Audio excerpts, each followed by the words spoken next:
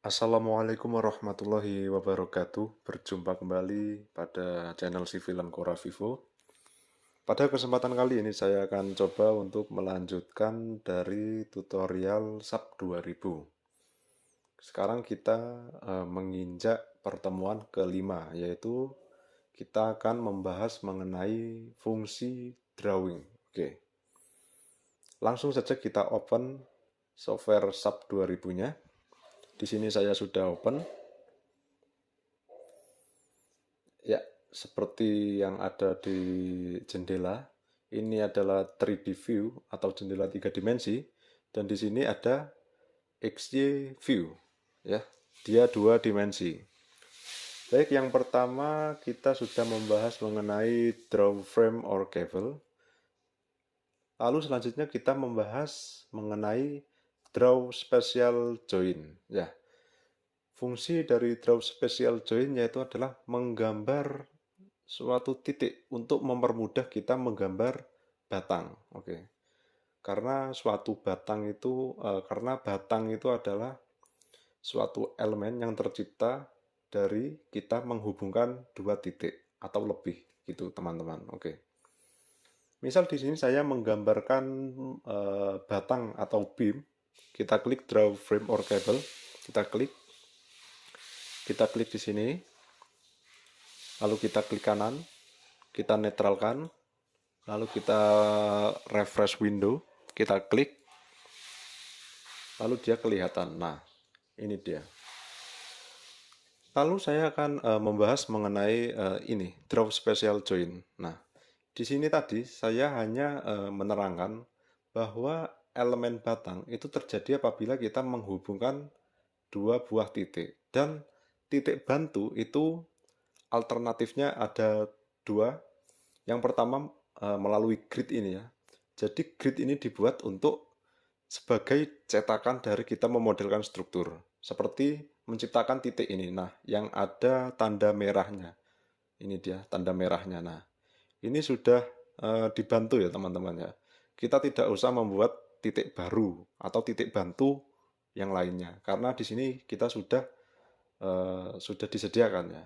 Nah, ini dari grid sudah tersedia. Nah, bagaimana ketika kita ingin membuat titik di sini, ya, di sini, tapi kita tidak ada gridnya, ini dia. Maka kita menggunakan bantuan dari draw special join. Kita klik, oke. Ketika kita mengeklik draw special join, kita akan dibawa ke jendela properties of object. Nah, di sini ada offset X, offset Y, dan offset Z. Ini bermaksud kita menempatkan titik itu di mana dan sejauh mana. Misalkan kita ingin menempatkan titik itu ada di sini, ya. Kita menempatkan titik itu ada di sini. Nah, dari titik sini ke sini itu misalkan saja jaraknya adalah 3 meter. Oke, 3 meter. Maka kita lihat sumbunya itu adalah sumbu Y. Nah, dia menuju arah panah ke atas. Berarti kita tidak usah mengisikan minus. Berarti minus 3 ya. Di offset Y kita isikan 3. Kita klik, kita ketikkan 3.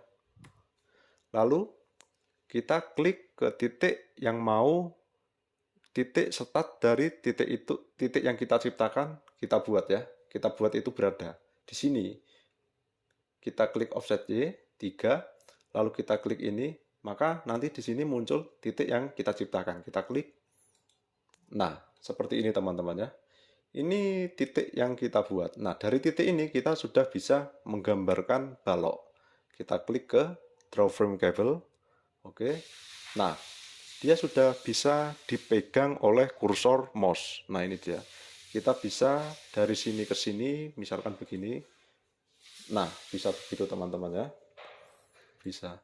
Atau saya akan membuat titik lagi di sini sepanjang 4 meter. Maka kita klik ke drop special join, kita klik.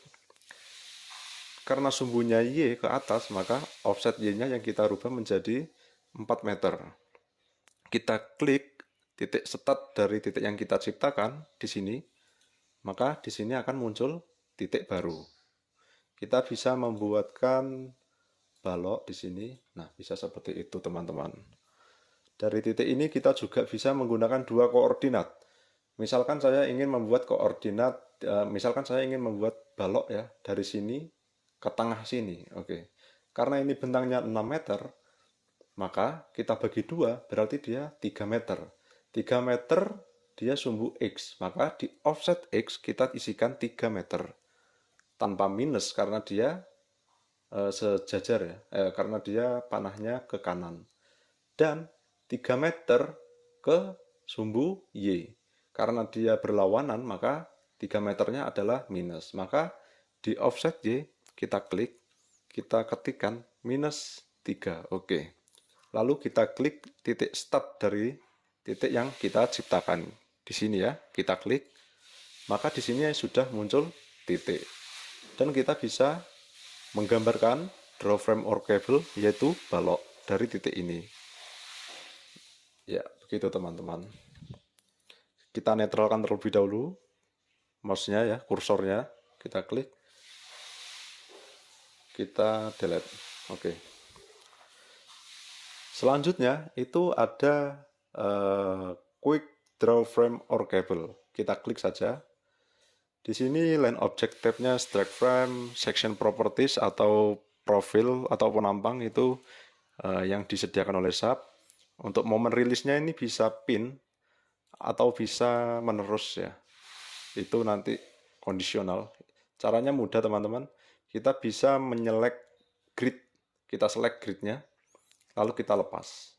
Oke. Lalu kita ke lantai atap. Kita klik move up, lalu kita blok saja seperti ini. Kita klik tahan, kita lepas. Dia sudah terbentuk sendiri, gitu teman-teman. Atau dari 3 dimensi juga bisa.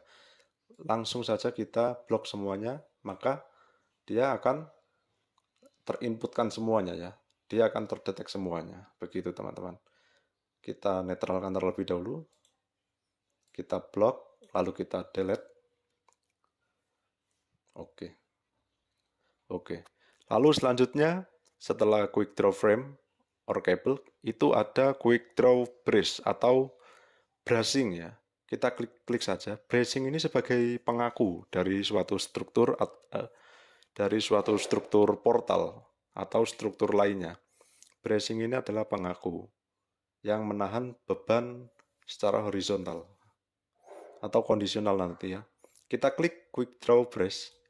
Nah, untuk sectionnya, untuk bentukannya di sini masih F section 1 dan momen rilisnya itu biasanya sendi ya, biasanya pin. Kalau bracing continuous ini jarang, biasanya sendi. Nah, begini. Dan di sini adalah bentukan dari bracing itu sendiri. Misalkan X di sini. Sini teman-teman arahkan saja kursor dari teman-teman ke bidang yang kosong. Misalkan di sini. Kita klik ya. Ya, dia bentuknya adalah X ya, benar. Atau kita bisa menggunakan bentukan V.